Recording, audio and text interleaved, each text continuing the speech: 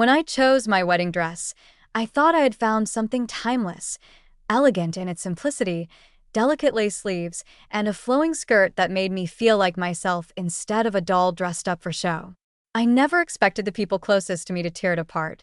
The first time my family saw it, they laughed. My aunt whispered, "It looks cheap," while my cousin snickered about how it belonged in a thrift store. My own mother shook her head and muttered, "You could have done better." I stood there, holding back tears, clutching the fabric I had fallen in love with, wondering if maybe I had made a mistake. For a moment, their words poisoned me, made me question my choices. But something inside me hardened that day.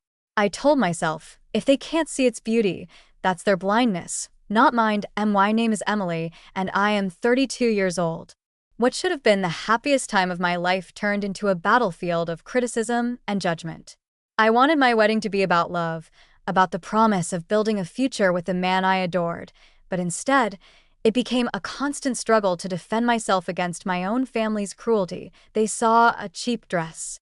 What they didn't know was that fate would soon twist in my favor, that the same dress they mocked would land me on the cover of a magazine, turning their laughter into stunned silence. The morning of my wedding, I tried to focus on joy. My friends buzzed around me, helping with my hair, fixing my veil, and reassuring me that I looked beautiful. But the moment I stepped into the church, I heard it. The low whispers, the stifled laughter, the sharp comments meant for me to catch. "Still looks cheap," one of my cousins muttered, not even bothering to lower her voice. Another relative whispered, "I can't believe she chose that dress. Poor thing must not have had the budget." I clenched my bouquet tighter, forcing a smile as the music began to play. I told myself to look at James, my soon-to-be husband, waiting for me at the altar. His eyes shone with pride and love, and in that moment, I knew the dress didn't matter to him. He saw me, but even as I walked down the aisle, my family's judgment hung over me like a dark cloud. My mother wouldn't even look at me. My aunt shook her head as if embarrassed. For a brief moment, I felt like a stranger at my own wedding. After the ceremony, while James and I greeted guests, I overheard my brother say to a friend, "She could have at least rented something better. It looks like she didn't even try." The words cut deeper than I wanted to admit. I laughed it off in front of James, but inside, I was crumbling. How could my own family reduce one of the most important days of my life to nothing more than an insult about fabric and stitches? What none of them realized was that the photographer, hired for the wedding, had connections I didn't know about. And the pictures he took that day, the ones of me in the very dress they mocked, would change everything. A week after the wedding, when life finally began to settle, I received a message from our photographer, Daniel. He had been warm and professional throughout the day, quietly capturing moments I didn't even realize were happening. His text read, "Emily, I'd love to feature your wedding photos in my portfolio. That dress photographs beautifully." I blinked at the words. Beautiful? After all the ridicule, I almost didn't believe him. But when he sent me a preview gallery, I gasped. The photos were stunning. The way the lace caught the light, how the fabric flowed when I walked, the elegance that I hadn't seen because I was too busy hearing my family's cruel voices. I agreed to let him use the pictures, still half doubting anyone else would see what he saw. But 2 weeks later, I got another call. This time, Daniel's tone was different, excited. "Emily, you won't believe this. A fashion magazine reached out. They saw the photos I posted online and they want to feature you." My heart nearly stopped. Me? Why? "They said your dress is refreshing, different from the usual extravagant styles they showcase. They called it authentic." I sat there in stunned silence, the word echoing in my head. Authentic. Not cheap. Not embarrassing. Authentic. When I told James, he swept me into his arms, grinning. "I knew you looked incredible. Now the world gets to see it too." But I didn't tell my family. Not yet. Something inside me wanted to wait, because I knew the moment would come when the truth would hit them harder than any words I could ever say. It started quietly, with a phone call from my cousin Anna. Her voice was unusually sweet, the kind of tone she only used when she wanted something. "Emily," she said, drawing out my name, "I heard from a friend in the city that a magazine might be running a wedding feature with you in it. Is that true? My stomach flipped. The magazine hadn't released the issue yet, but word was spreading faster than I expected. Where did you hear that? I asked, keeping my tone neutral. Oh, just here and there, she replied vaguely. I mean, it's kind of surprising, isn't it? Considering the dress. I bit my tongue. I could hear the disbelief dripping from her voice.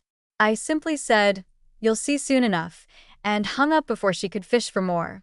That weekend, at a small family dinner I reluctantly attended, I felt the shift. Whispers followed me around the room. My aunt, the same one who called my dress cheap, leaned in and said with a forced smile, "So, Emily, what's this we're hearing about you being in a magazine? That can't be real, right?" I looked her straight in the eye and said, "You'll find out soon." Their laughter was polite but hollow, and I could see the curiosity gnawing at them. They wanted proof, but they didn't have it yet. And the not knowing, that uncertainty, seemed to bother them even more than the possibility itself. As I left that night, my mother pulled me aside. Her expression was tight, her eyes unreadable. "Emily," she whispered, "are you hiding something from us?" I smiled faintly and replied, "No, Mom. I'm just waiting for the right moment." And that moment was coming sooner than they thought, because the magazine issue was set to hit stands in less than a week. The morning the magazine was released, I didn't rush out to buy it. I already knew what it looked like because the editor had sent me an advance copy. Still, holding it in my hands for the first time felt surreal. There I was, standing in my wedding dress, smiling naturally, my veil catching the sunlight, on the cover. Not a small feature inside, not a corner photo, but the entire cover. The headline read, "Redefining Elegance, the bride who chose authenticity over extravagance."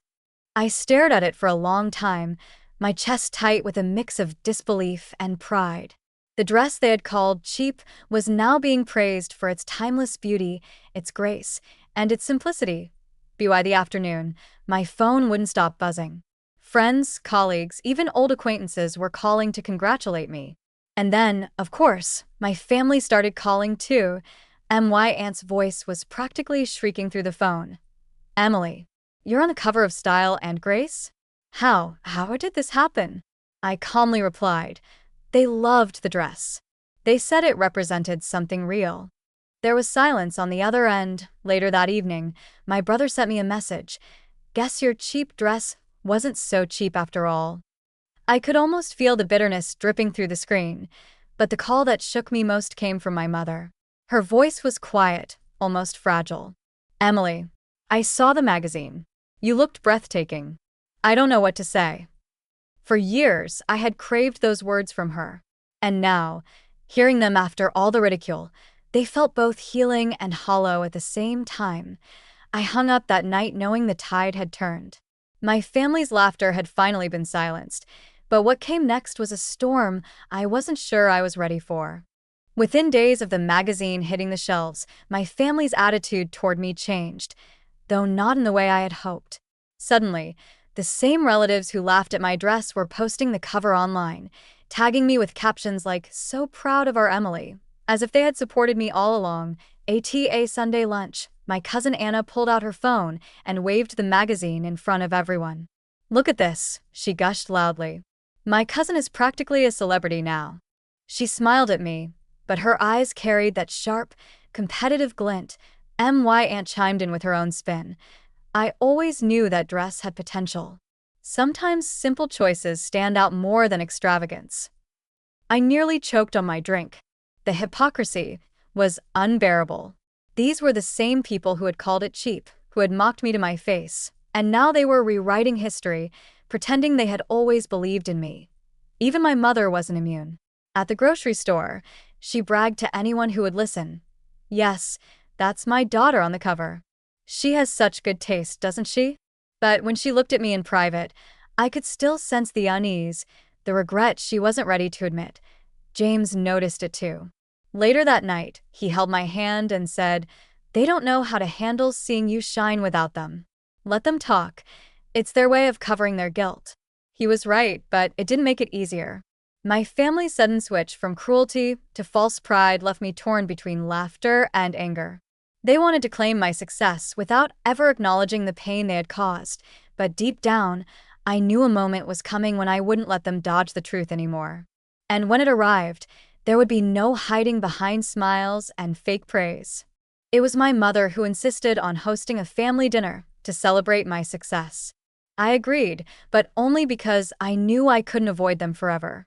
When I walked into her dining room, the air was thick with tension disguised as cheer. The magazine lay conveniently placed in the center of the table, like a trophy they all wanted to touch. My aunt was the first to speak. "Emily, dear, you've really put us on the map. Everyone is talking about you." I knew that dress would shine. I set my fork down and looked her straight in the eye. "That's funny, because the last thing you said about my dress was that it looked cheap." The room went silent. My cousin coughed nervously, my brother shifted in his chair, and my mother whispered, "Emily," as if warning me to stay quiet. But I wasn't going to stay quiet anymore. I turned toward my mother. "You told me I could have done better. You made me feel small on one of the most important days of my life. Do you have any idea how that felt?" Her eyes flickered, and for the first time, I saw something other than denial, guilt. But before she could respond, my brother leaned forward, smirking. "Why does it matter now? You got lucky. No need to dwell on the past." Lucky? I snapped. "I didn't get lucky. I made a choice that reflected who I am. The world saw what you refused to see, that my worth isn't measured by your shallow standards." The silence that followed was heavier than any words. My mother's hands trembled as she gripped her wine glass. My aunt avoided my gaze. And for once, no one had the courage to argue. That night, as I left the table, I realized I had taken back something they had stolen from me, my voice. And this time, they had no choice but to hear it. It didn't take long before the hypocrisy caught up with them. At the grocery store, my aunt proudly waved the magazine to a neighbor, bragging, "That's my niece." I always knew she had style. The neighbor raised an eyebrow and said casually, "Funny. I remember you saying her dress looked cheap." The color drained from her face. Similar moments happened everywhere. At church, one of my cousins tried to boast about me, but another family friend interrupted. "Didn't you call her dress embarrassing? Now you want to act proud."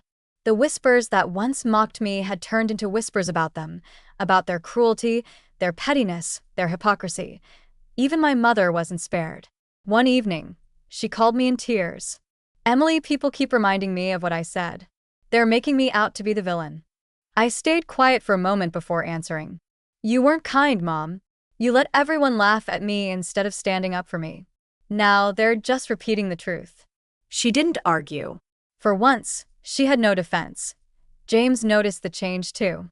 "They're finally facing what you felt all along," he said, holding my hand. "It's not revenge, it's justice." And he was right. For the first time, the shame wasn't mine to carry. It was theirs.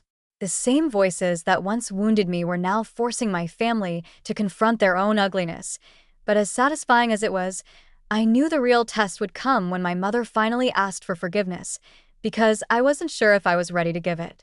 It was late on a Friday evening when my mother showed up at my apartment unannounced. She looked smaller somehow, her shoulders hunched, her eyes swollen from crying. I hesitated before letting her in, unsure if I was ready for whatever she had to say. She sat quietly on my couch for a long time, staring at her hands. Finally, her voice cracked. "Emily, I owe you an apology. A real one." I didn't speak. I wanted her to find the words herself. She took a deep breath. "When you showed me that dress, I judged you. I judged the fabric, the price, the look, and I forgot the most important thing: how it made you feel. I let my own vanity, my own obsession with appearances, blind me to your happiness. And when everyone else laughed, I didn't defend you. I joined them." Her words hung in the air, raw and painful. My chest tightened as I thought back to all the moments I had begged silently for her approval and never received it. Tears slid down her cheeks. "I'm sorry, Emily." Not just for the dress, but for every time I made you feel like you weren't enough. You've proven to the whole world what I refused to see, that you are more than enough. I wanted to hold on to my anger, to make her sit in the discomfort I had carried for so long. But as I looked at her, truly broken, truly remorseful, I felt something inside me soften. "I don't know if I can forget it, Mom," I whispered. "But I can try to forgive." Her shoulders shook as she cried, reaching for my hand. For the first time in years, I didn't pull away. That night, forgiveness wasn't complete, but the door to healing had cracked open. Weeks passed, and life slowly settled into a new rhythm. The magazine issue eventually faded from the shelves, but the impact lingered. Everywhere I went, people still remembered me as the bride who redefined elegance. For once, I wasn't the butt of whispered jokes or cruel remarks. I was respected. My family, on the other hand, had changed in quiet but noticeable ways. The mocking tone was gone, replaced with cautious kindness. My aunt no longer bragged so loudly. My cousins avoided making sly comments. And my mother, though still struggling with guilt, treated me with a gentleness I had never known from her before. One evening, James and I walked past a newsstand, and I caught sight of the cover again. There I was, smiling in the dress they called cheap, immortalized in print. I laughed softly, shaking my head. Funny how life works, isn't it? James kissed my forehead. "You didn't just prove them wrong. You proved yourself right." He was right. I had doubted myself for so long, carrying the weight of their voices, but in the end, it wasn't the magazine or the validation that mattered. It was the lesson I had learned. I turn to you, dear listener, and say this: never let anyone else define your worth. Clothes, money, approval, none of it matters if you lose yourself trying to please others. Stand firm in who you are, even if you stand alone. Thank you for staying with me through this story until the very end. If it resonated with you, I'd be grateful if you subscribed and left a like. And remember, what others call cheap might just be priceless when you wear it with confidence.